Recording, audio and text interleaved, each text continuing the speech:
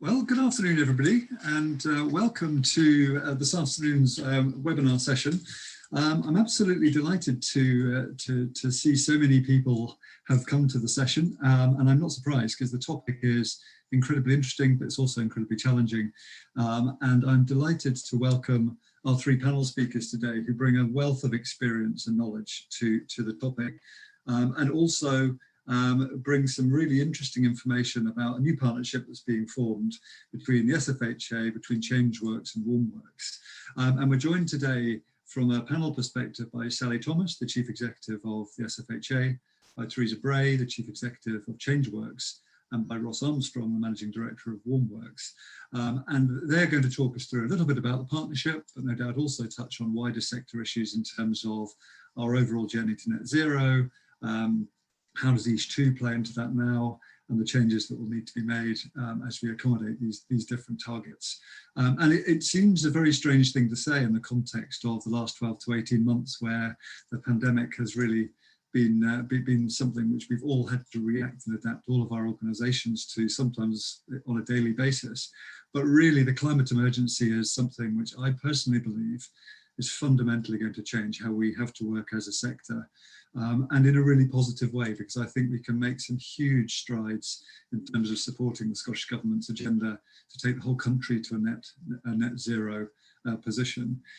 But voices from our sector are incredibly important. And the just transition principles that the Scottish Government have signed up to are looking to try and make sure that we all come on the journey together.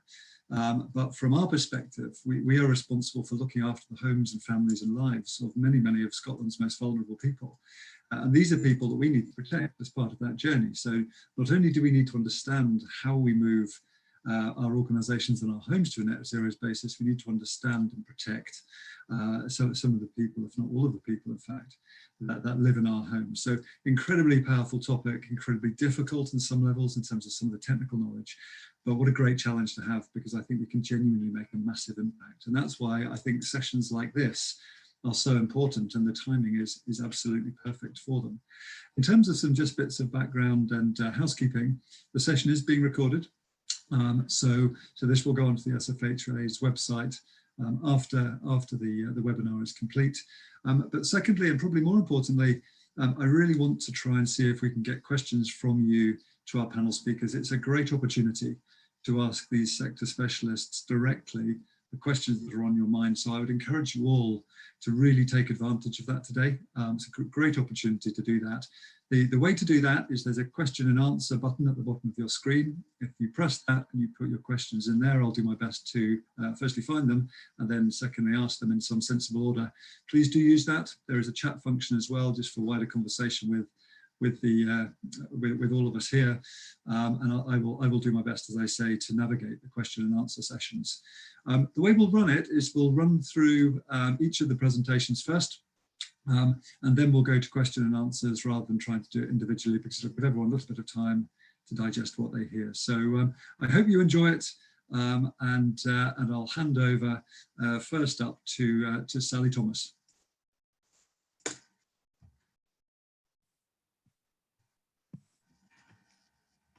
Thanks, John. That seems to have worked.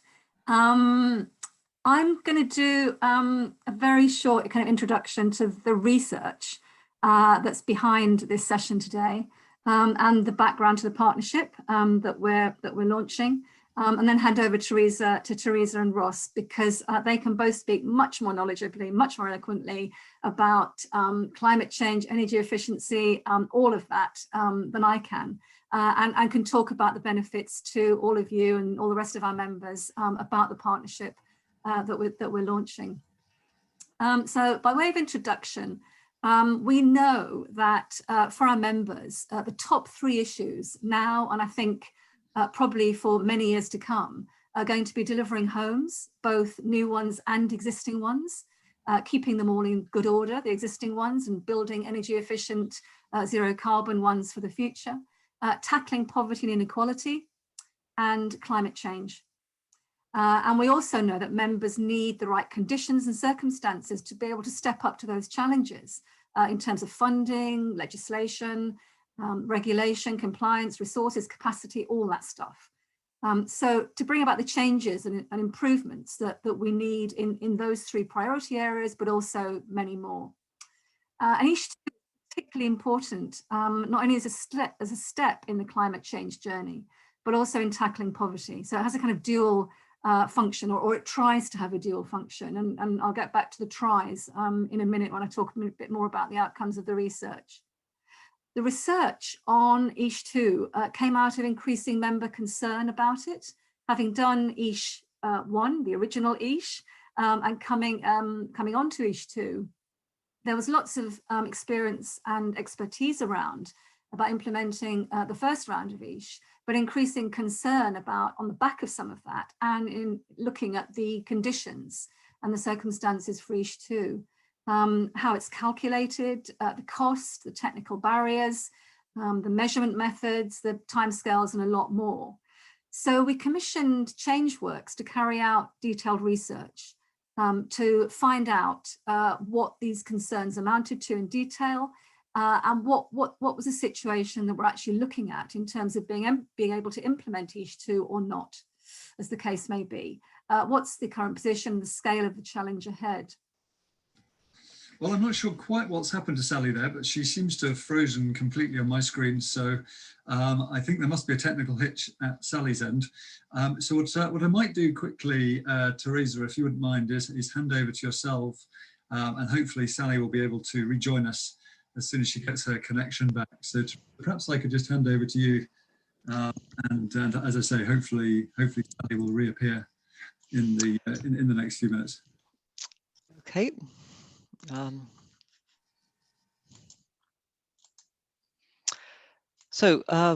was going to follow on from some of the survey results that Sally was talking about, but maybe I'll expand on some of those, the data which I've got for them.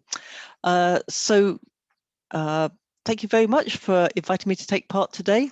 Changeworks is very pleased both to be taking part in the seminar, which marks the launch of the strategic partnership, which is designed to increase the support available for SFHA members on improving energy efficiency and tackling fuel poverty, but also covers the findings from the SFHA's research on ISH2 that Sally was talking about. As a brief introduction for those who don't know, Changeworks is Scotland's leading environmental charity delivering solutions for low carbon living. We've been working directly with housing associations for over 25 years, providing a wide spectrum of services. The partnership provides a more formal structure for our support, and by including Warmworks, which is a joint venture partly owned by Changeworks alongside the Energy Saving Trust and Everwarm, this increases our range and capacity of support available to SFHA members. Tackling the climate emergency does require all of us to take action to reduce our carbon emissions, eliminating emissions by 2045. As the providers of social housing, you have a responsibility to reduce the emissions that your tenants make from their homes, the homes that you own. This is part of a much bigger range of actions required across the country. Emissions also have to be reduced from private housing, transport, offices, industry, and energy generation. I know at times housing associations feel that they're having more pressure put on them than other sectors, but the pressure elsewhere is growing and we'll be seeing increasing amounts of regulation. As a responsible landlord, I know you're also concerned with ensuring that the cost for your tenants to heat their homes is affordable to reduce the risk of them being in fuel poverty. For social housing, clear standards have been set for energy efficiency by ISH2, maximising the attainment of EPC Band B by 2032.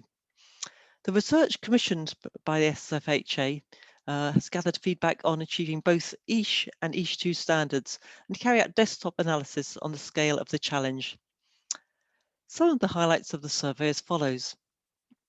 ISH2 set targets of achieving EPC D by 2020. The standard allowed for temporary exemptions to be applied. These exemptions have mainly been focused on hard to treat properties and those in off-gas areas, but 89% of the respondents to the survey have had to take advantage of these temporary exemptions, which will create more challenges in achieving ISH2. The ISH2 targets are significantly more challenging than those set for under ISH of achieving EPC B now. Just under half of the organisations surveyed have started to make plans to achieve the standard. Achieving the standard will take time, with 65% of those responding saying that it'll take at least 10 years. Nearly all the homes has to be upgraded. Even the housing association with the best condition stock will need to upgrade at 75% of their homes. From the desktop analysis, utilising the Scottish House Condition Survey data, the average energy efficiency rating for housing associations is a low EPCC. Achievement of the standard of EPCB requires a whole spectrum of measures to be installed, including low energy lighting, loft, roof, wall and floor insulation, high energy efficiency glazing, heating upgrades and solar PV. And the average cost per home is expected to be, under this methodology, £7,660, which is a lot of money for an individual home. For the sector as a whole, it will cost £2 billion, which we're well aware of presents real challenges. A further complication is that these two standards do not align with the goal of decarbonisation. The Scottish Government's heat and building strategy, they said that each two had to be reviewed, and the date for this is being brought forward from 2023. The need for decarbonisation does not undermine the vast majority of the work that's required to achieve each two, particularly work related to the building fabric. A wide range of challenges face the sector is shown in the survey. What work is required? How is it to be financed? How do we ensure that the tenant gets the best advantage from any changes? Changeworks and Warmworks are here to support you to achieve your objectives around energy efficiency, heat decarbonisation, fuel poverty, and support for your tenants to achieve these objectives. Changeworks are our experts in the area. We have a range of skilled professionals and long experience of working in the sector. Our expertise includes stock modelling, taking the data you have and other data that is available to construct models of the overall work required and costs, the production of each two strategies. We have understanding of Scotland's housing stock, including particular archetypes such as pre-1919 tenements, 4 in a block, timber frame and concrete homes. We've got a good awareness of the policies relating to this area and the direction of travel, which is called upon to assist in any strategic discussion. We can also support you in applying for funding, which is often on very tight timescales. And when we come to delivery, we can support procurement, managing projects, quality assurance, and monitoring and evaluation. As with all activity relating to the homes you own and manage, the impact on the tenant is paramount in our thinking. We deliver a range of services ensuring that the tenant maximises the benefit from the changes. These range from direct support to tenants in how to use their systems or adjusting the heating regime to reflect higher insulation levels, provision of supporting materials in a range of mediums, and training for housing officers and maintenance staff. Examples of areas of work we've currently undertaking or recently completed includes supporting Link Housing Association on their EASH2 strategy, currently undertaking similar work with Angus, Kingdom and Glen Housing Association. We've entered into a 3-year partnership with Cairn Housing Association, delivering a range of energy efficiency and fuel poverty focused programs with an eye on net zero. We're carrying out monitoring and evaluation for West Highland Housing Association, and we've supported the Rural Stirling Housing Association in accessing the Net Zero Heat Fund to look at electrification of a heat project covering fabric, air source heat pumps, PV and battery storage. The partnership also includes Warmworks. You'll be hearing from Ross, the Managing Director of Warmworks, shortly. Warmworks has specific experience of developing the supply chain and have a range of installers they work with across Scotland, but also available to work on housing association contracts. As a charity, Changeworks has a similar ethos to housing associations. We want to make low carbon life a positive reality for all. Although we can provide a full range of services, we want to work with you to identify which services would benefit you the most and to help develop your staff to be able to carry out activities themselves if this is what you desire. We are still living within the COVID pandemic, which has placed significant strains on society. The climate emergency is having huge impacts, which is only going to increase. It may be played out on a longer timescale, but the need for action cannot be delayed. The emissions from social housing are less than from private sector homes. The average energy efficiency of homes, driven by all the good work you've done on EASH, is better than private sector. The homes are generally smaller and so have lower emissions, and your tenants are not so well off, so often have to make decisions on heating their home less. But we have to look at reducing our emissions in all areas of society and decarbonising any residual emissions. As leaders in the sector, you can make a difference in contributing to tackling the climate emergency and also support your tenants in reducing the likelihood of them being in fuel poverty. As shown in the survey, you're well aware of the challenges that you face and that expert help is required, and that is what we are here to provide.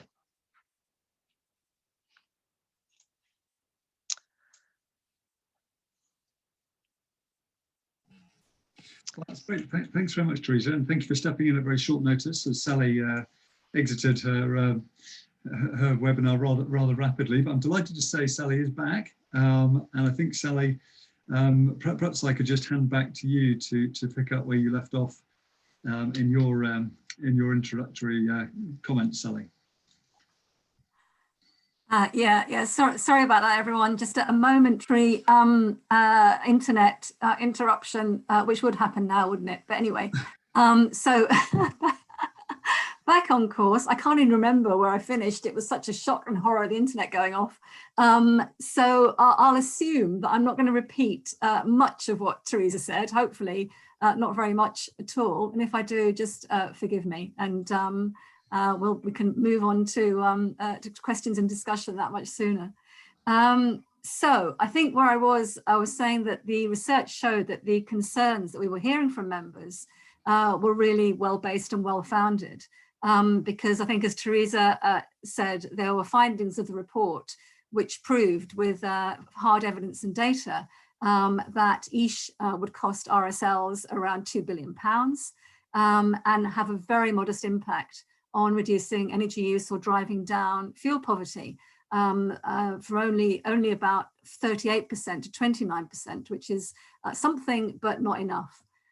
So it proved what we were being told, which is always very helpful. So just to kind of give you a bit more flavour and detail of some of those stats, almost 75% of those responding to the survey and interview part of the research said they'd need external support to meet the demands of EISH2. Almost 80% said that the sourcing of funding and capital finance for measures was going to be very challenging or extremely challenging. And funding upgrades were identified by 75% of respondents as being the thing they were most concerned about. Another key challenge identified by about 26% of those who responded was upgrading specific specific housing types. So those would be Victorian tenements, pre-1919 properties, properties off gas, mixed tenure properties.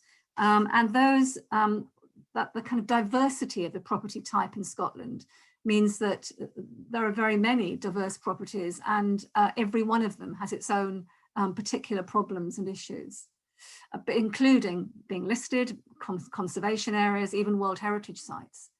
And more than half of the respondents said they had concerns about the ongoing maintenance of improvements and measures that were taken to achieve EISH2.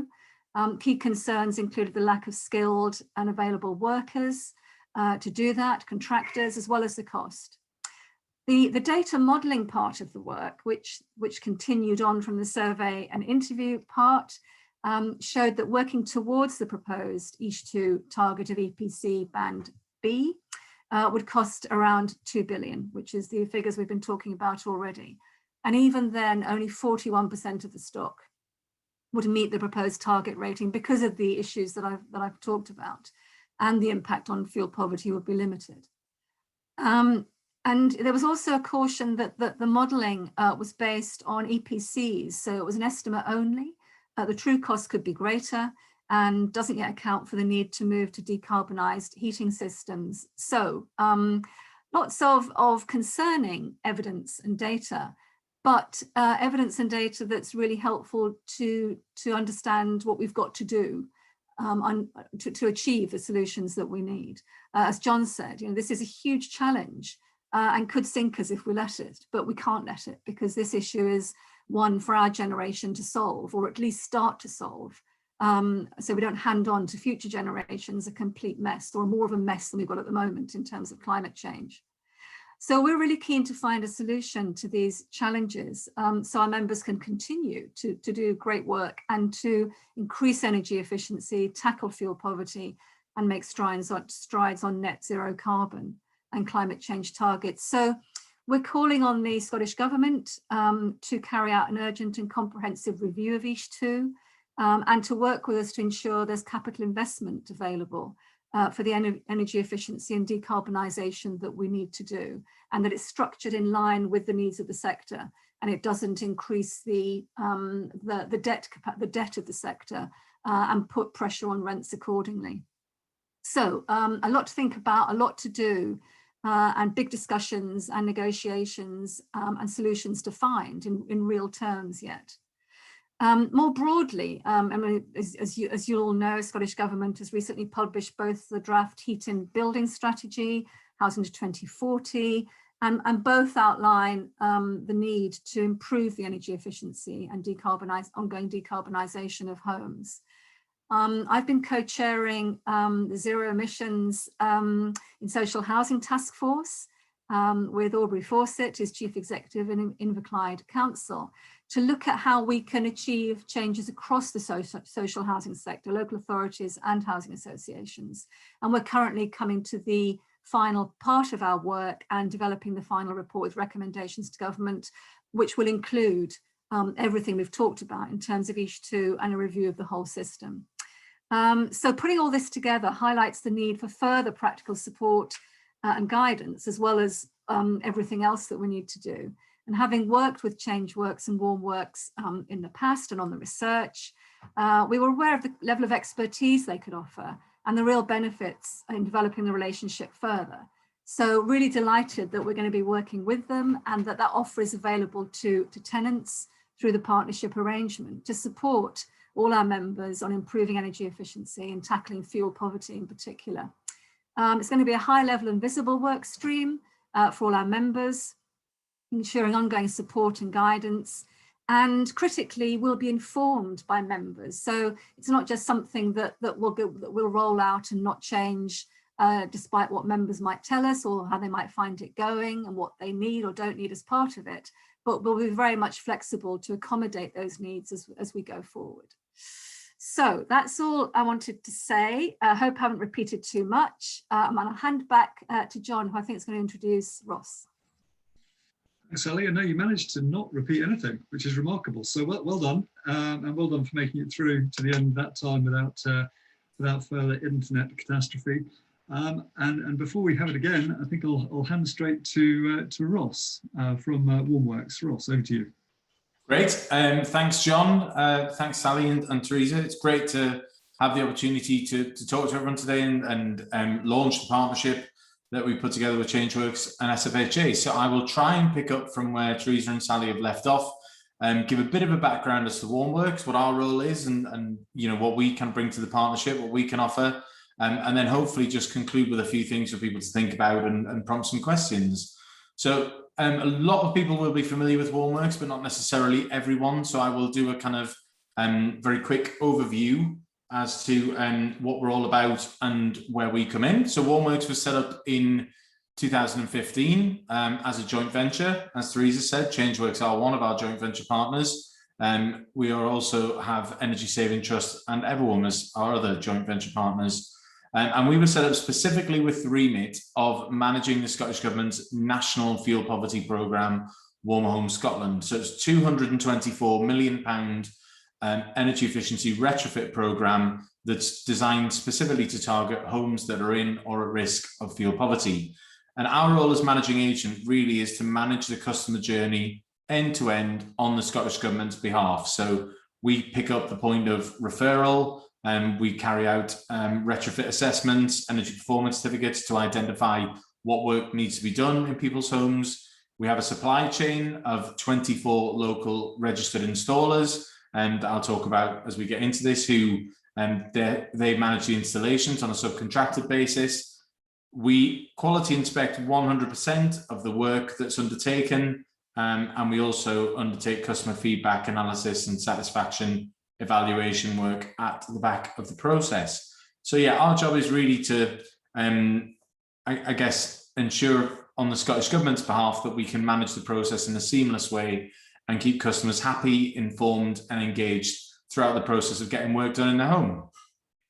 Since 2015, we've helped just over 22,000 households across Scotland. So the scheme is operating at a reasonable scale now. Those 22,000 plus households are now saving an average of just over £300 per year off their energy bills. And the key performance indicator results, the quality performance results and the audit results on the work that we do are higher than any government programme of its type before. So our supply chain really is delivering high levels of quality supported by the Warmworks team. In 2018, the Warmworks board decided that they wanted Warmworks to offer its services beyond just the Warm Home Scotland programme. So we have since won a number of contracts with local authorities, housing providers, RSLs, and with Westminster Government to undertake programmes similar to Warm Home Scotland in nature. They're all about taking a customer from point A to point B, where all of the energy efficiency measures have been installed and signed off, but with various different outcomes. So some of the contracts we've won are focused solely on the installation of heat pumps, some are focused on battery storage, some are focused on innovative insulation and fabric measures. Really, we work with a variety of clients now across a variety of sectors to run these projects. As I mentioned earlier, we've been going just over 6 years. We've now got just under 100 people in the Warmworks business, and our delivery's expanded. In the course of the last few years, we've also managed to bring external funding into the Warm Home Scotland scheme. So more than £6 million of external funding has been brought into the programme, which is obviously from the Scottish Government's point of view helps the headline budget to go further and means that more households can be helped. But also in terms of our projects that we're undertaking with social housing providers, again, we've helped them to access external funding in pulling those projects together. I think one of the things that we've shown in the 6 years we've been operating to date is that scale is important. Teresa talked very clearly about the scale of the task in front of us and what we have to do to get to net zero and achieve the emission reduction targets that we want to achieve. Scale is very clearly important. We aren't going to achieve the goals that we want to achieve with incremental measures. So from our point of view, we've demonstrated our ability to scale up once, and we're going to have to scale up again to do the numbers that need to be achieved across all sectors and across all housing. However, alongside that, it's not enough to just be about scale. We have to understand that there is a householder, a tenant, who is struggling with the cost of high energy bills, who doesn't necessarily want or understand the need to make their home more energy efficient. So we have to be able to deliver scale, but at the same time, we have to be able to look after individual households and make their experience personal. And that's why our supply chain is really important. We've got 24 local companies who give us a national coverage. So of our 24 installers, 7 of them are based in the islands, 5 of them are based in the Highlands, and the rest are based across the Central Belt. They give us national coverage, but we take a local approach and a personal approach to the tenant, the household that is in need of the work that needs to be installed. And for me, that's one of the important takeaways from the challenge in front of us. It's no use saying we have X million houses to go after, we have Y million properties to improve and carry out retrofit work in. People live in houses and people don't always react or behave in the way that you expect. So for all that scale is important, the individual householder experience is equally crucial to get them engaged and bought into the process. I'm just going to talk a little bit about some of the numbers that our supply chain have made possible. So our supply chain of installers has got about created more than 700 new jobs in the last 6 years, more than 140 new apprenticeships, placements, workforce development, skills, upskilling, cross-training, you name it. We've been on a long road with our supply chain, and we've got them to a point where they're delivering at a very high level of quality, but they're also bringing a lot of these wider new jobs, new apprenticeships and new skills benefits that we know our clients absolutely expect. And I think our approach to supply chain management really is about collaboration. And that's an easy word to say, and everyone says, oh, we have partnerships and we collaborate. For us, I think our actions bear this out. We've got companies that have been with us since the very start for more than 6 years. They've been able to grow their business, bring more jobs in, more engineers, and align them to the quality standards that we expect, which in turn drives up the overall level of quality across the industry.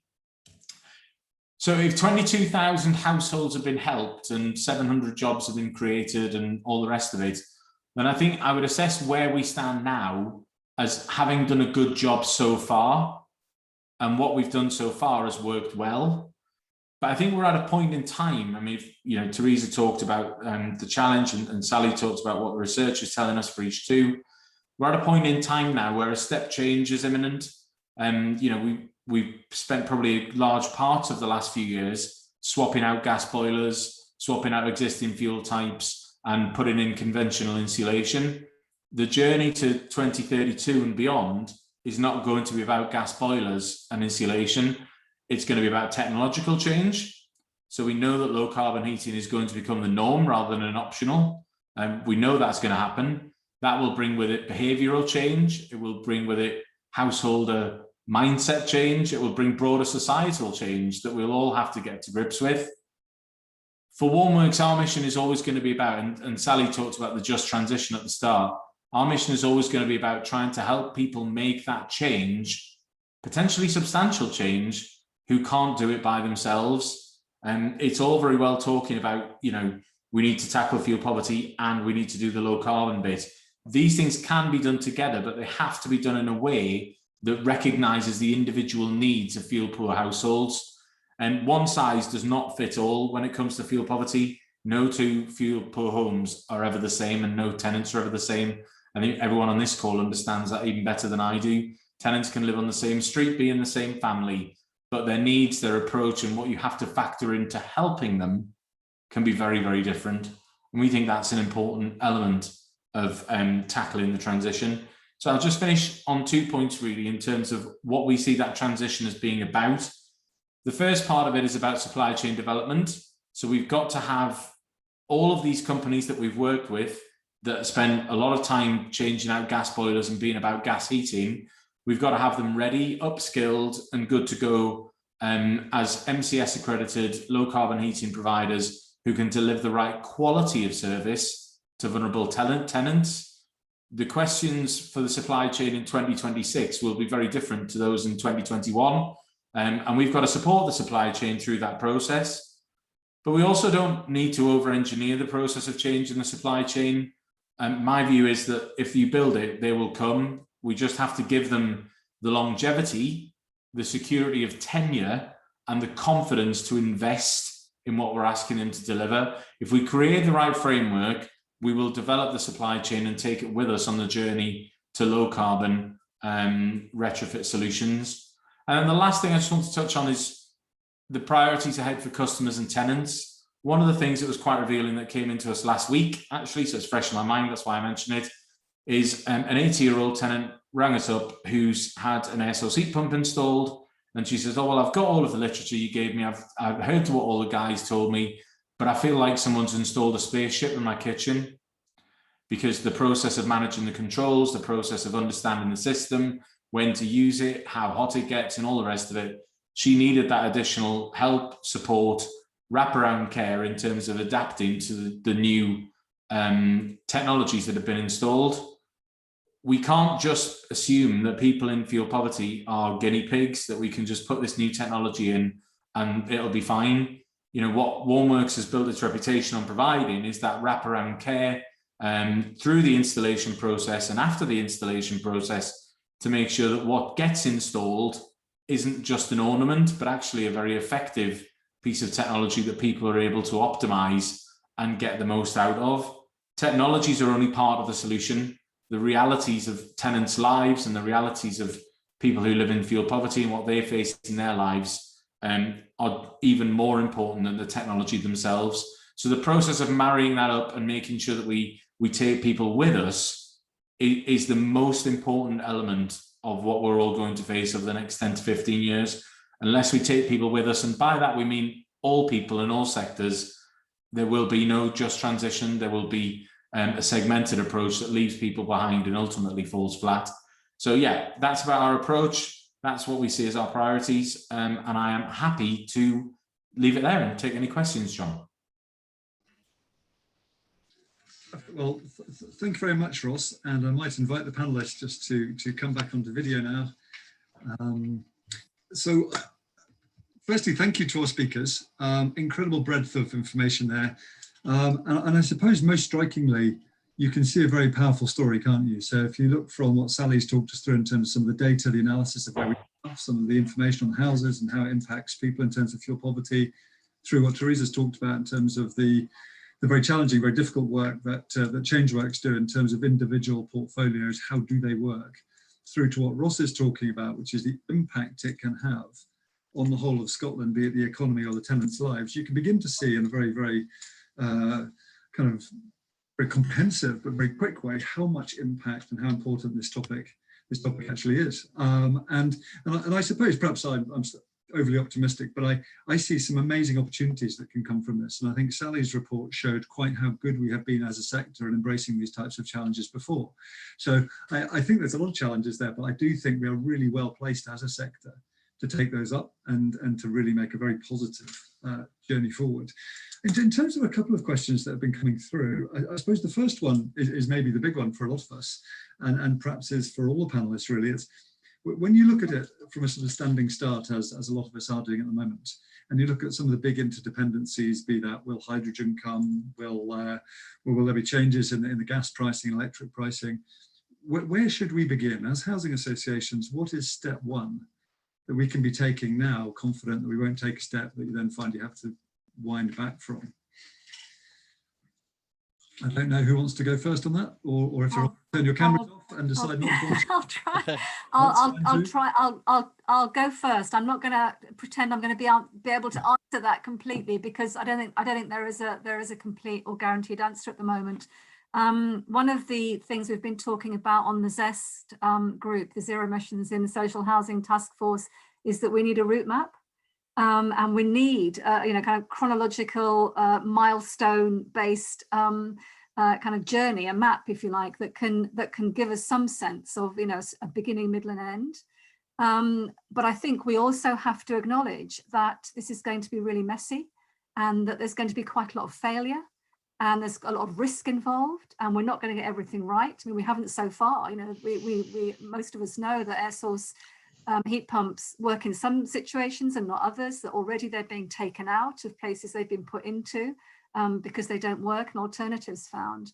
So I think it's going to be difficult, but necessary to try and make it work and accept there's going to be risk and failure. It's necessary to do it together. So I think partnership and working together, collaborating, is the other big thing that I would put in there as a starting point. And I think what Ross ended up talking about was that really difficult balance between technical change, mechanical change, system change, and cost and fuel poverty, and not exacerbating that, and preferably reducing it while we're doing all the technical stuff on the other side. So I think striking that balance is going to be critical throughout. Very, very difficult to do, but really fundamental to where we need to be. And having that established at the outset and not deviating from that is going to be really important. Perfect. Thanks, Sally. And I think you're absolutely right, and that's joining up actually neatly with some of the questions that are beginning to come in terms of service provision, and that one particular question as you were talking there, and looking at the partnership, I suppose, that you've pulled together and the suite of services that are available. Do you have any feeling for how these kind of services to members across SFHA can be accessed? And I'm thinking in particular about compliance with procurement regulations and this type of thing. Is there an easy way for members to access the services of Changeworks and Warmworks as we go along? Yes, I mean the probably the most straightforward way and the most consistent way is going to be joining our new energy forum. the first meeting of which is on the 19th of August. And there's full booking details and everything else on our website. So I think if you're plugged into that, then you're going to be part of the system and you're going to know what's coming, what's going, what's happening, and how you can plug into what you need. I mean, over and above that, there will be various work streams, particular specific work streams that come out of the Energy Forum and also run in parallel about different aspects of this. We're going to have a range of digital and this kind of session to complement the forum and to raise issues, focus on issues as we go through this. Training will be part of it. So there'll be a whole range of support and guidance there on a collective scale, and there'll also be the opportunity to access Changeworks and Warmworks services on an individual level. Some of that will be at cost, so it depends how far you want to go and how much of their time and expertise you want. Some will be easy to access at no cost on a more limited basis. So there'll be a kind of whole variety of ways in which we'll support members. That's just some of them. There'll be more as well through this partnership. But as I said in what I said earlier, we really want to know from members as well what's going to work for them and what they need out of this. It's not just about us doing it to members and giving them something that's cast in stone forever and a day. It's not like that at all. It's much more flexible and much more collaborative, and the potential is there to do something on a much more co-designed basis as we work through this. Thank you, Sally. I don't know if Teresa or Ross have any views on that. Yeah. Sorry, Teresa. Well, procurement is obviously something that you have to consider. Well, there's the opportunity to have an informal discussions, sort of both with Warmworks and Changeworks beforehand, and often sort of for the initial guidance and so on, for relatively knowing sort of how procurement works, sort of for small pieces of work, sort of we can structure it so that probably doesn't start hitting your procurement level. But I think one of the things because we are working in the sector, and if you are having to go through full procurement for larger services, we can point you in the direction of other people who've gone through those procurement exercises. Certainly, we know people who've had to procure sort of managing agent services and the like, and it's often possible to talk to them directly. And yes, you do need to go through it, but there's often the paperwork has been done. And I think one of the important things is for you to, though this partnership has been set up to all be above board, that there will be other players in the market, especially as we come forward, and it may be those players suit you better. So actually going through procurement at times is important, but actually support and guidance on who you can go and get guidance on procurement is going to be one of the services that is important. Yeah, I mean, just to build on the point Teresa's made and pick up Colette's question, really, there's all sorts of options available. It depends what suits the individual RSL, what suits the individual client. I mean, for example, there's various frameworks out there that Warmworks is placed on and that Changeworks are placed on that can offer a more direct route to get around the procurement process. Or, as Teresa says, there may be a desire to do a longer procurement process. But the shorter options do exist, and we can sort of give guidance on that as well. Thank you very much, and hopefully that covers off your question. We've had a more technical question in from Paul Leask, one directed at yourself, Ross, if I could. So it's just been asking, has Warmworks completed any deep retrofit or fabric first improvements on timber kit properties, such as internal insulation upgrades, and what challenges you found if you have done that?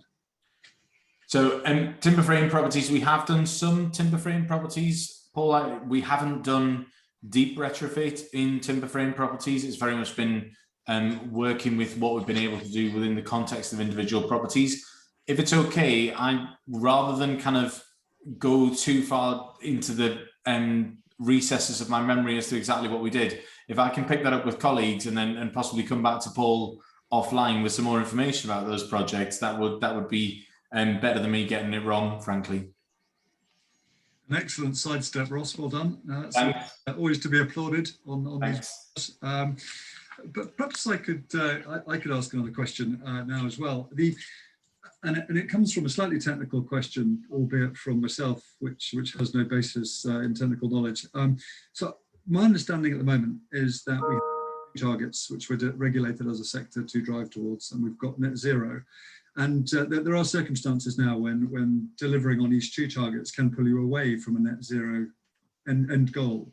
And I wonder what the panelists' views are on that in terms of, as a sector, how should we approach that problem at the moment, accepting that probably over the course of the next few years, as hopefully, as Sally's mentioned, these 2 targets are reviewed, that problem goes away or becomes aligned. But what should we be doing now so that we don't inadvertently try and do something in good faith that makes it worse from a net zero perspective? I don't know, Teresa, that might be a question for you initially. It is complicated, especially sort of, it was heard earlier, the mention of hydrogen and sort of the possible new technologies. I think there is definitely some fabric first is often the main approach. Nobody's going to regret putting in additional insulation measures. You do have to consider sort of air tightness and sort of make sure you still get sufficient ventilation, but I think they are often are the measures which are well established, very established technologies now. So there'll never be any regrets putting in the fabric first approaches. They sort of on a personal level, hydrogen is not going to meet the requirements in the near future, in the timescales we're working to actually mean that there will have to be work done on the gas network. But I'm well aware that a lot of properties for housing associations, and I sort of live in a tenement flat myself, there's not an easy technological solution, and we are going to have to look at more complex areas, such as whether it's district heating or communal heating of some sort. There's just not the opportunity 3 stories up to put on an air source heat pump. Is it going to be high heat retention storage heaters and the like? So it's going to be important to see what plans develop there. But in the meantime, sort of there's a lot still that can be done for those properties.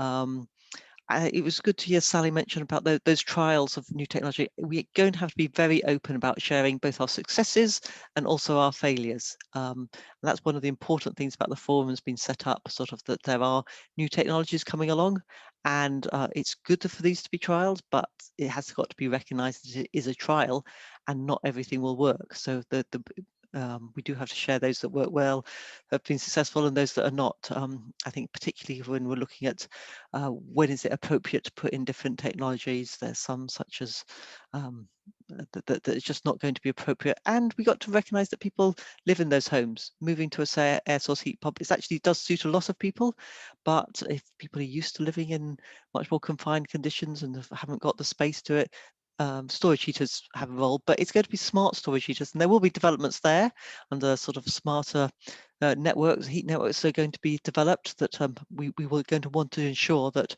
that everybody's included in the opportunity to take advantage of that. I think that's one of the great things about this partnership, that we can bring new approaches, that we are looking at a whole range of things about demand management as well.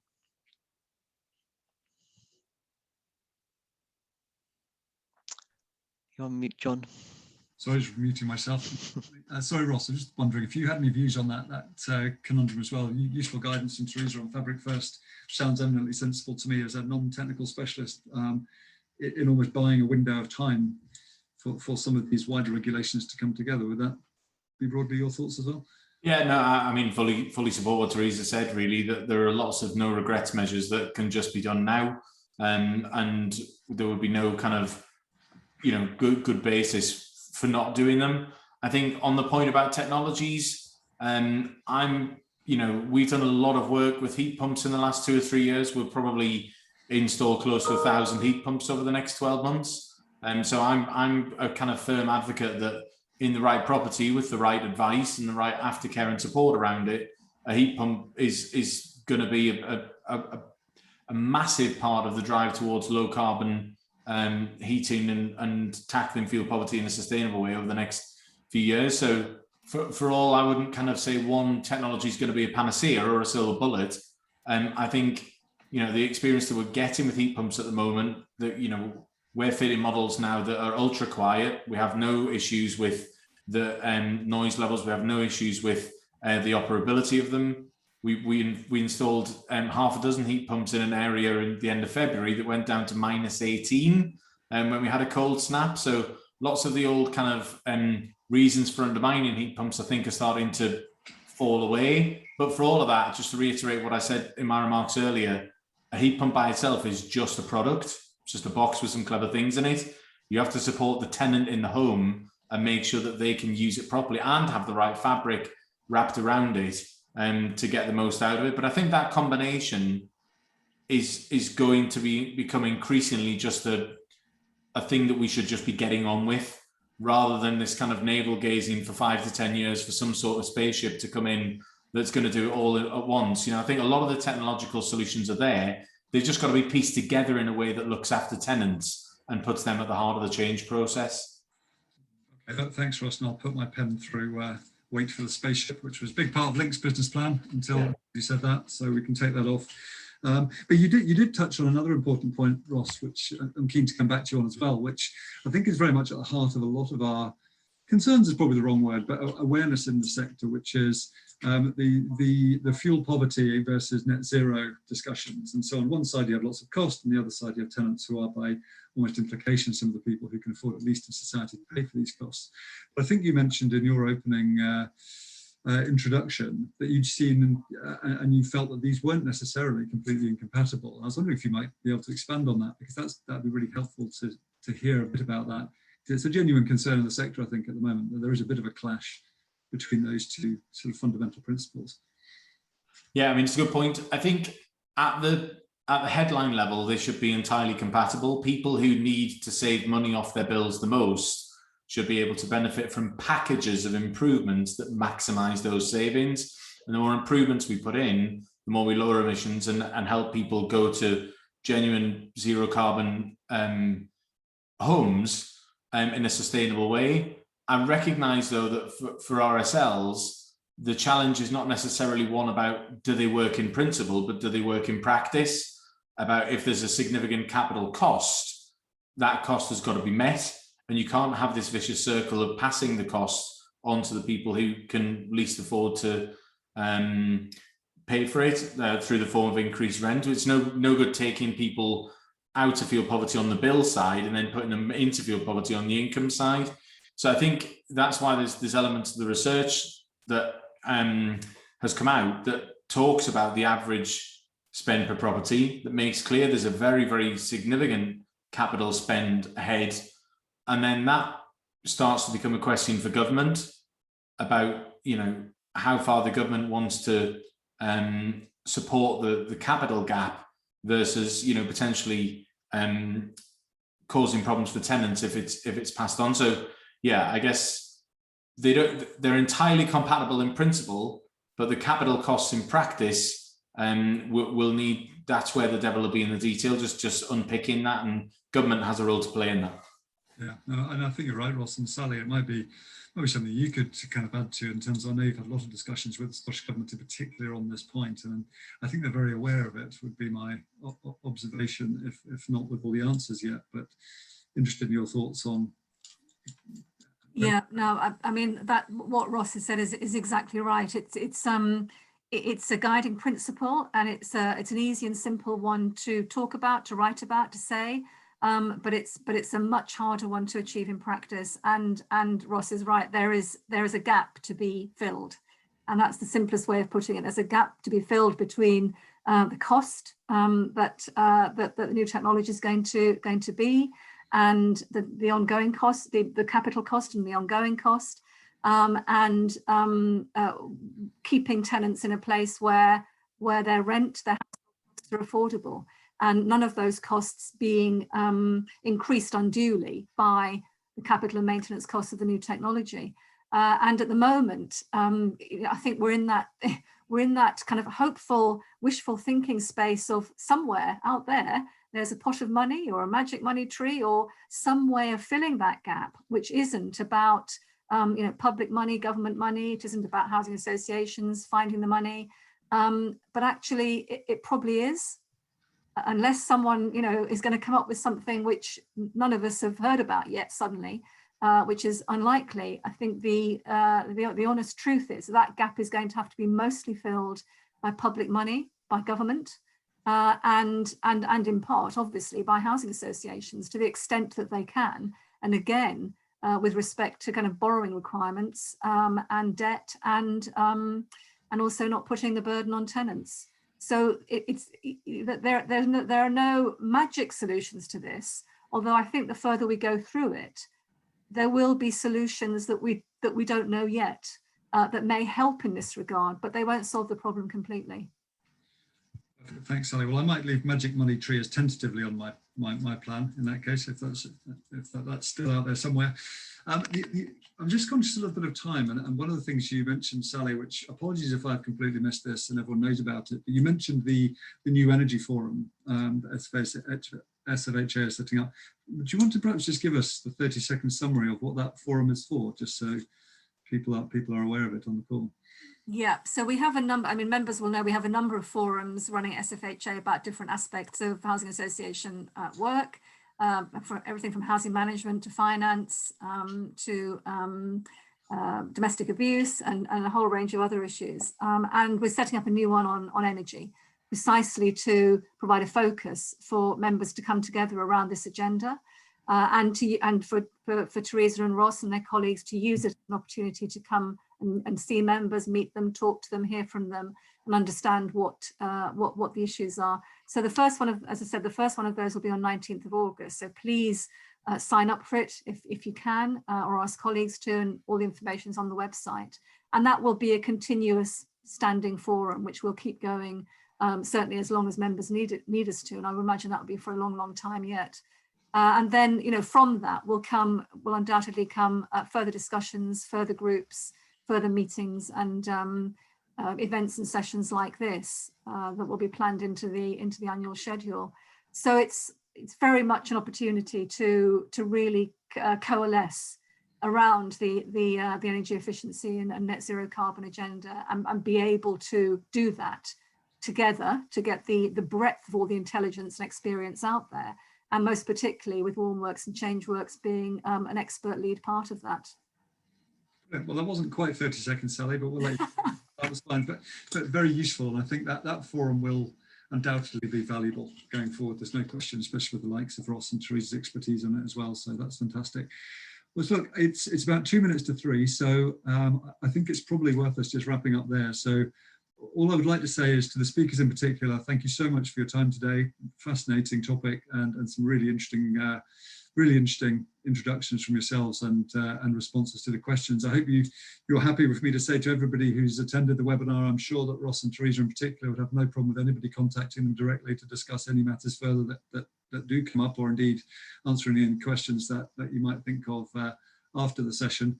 But and I would say to all of you who have joined us, thank you for coming along. And I've just been reminded as well that there will be an evaluation kind of poll coming up in relation to this session. So please do fill that in, and we can take all the feedback on board from the session and use that to structure sessions for the future. So for now, thank you everybody for attending, and again to the panelists, thank you very much for your contributions this afternoon. Goodbye.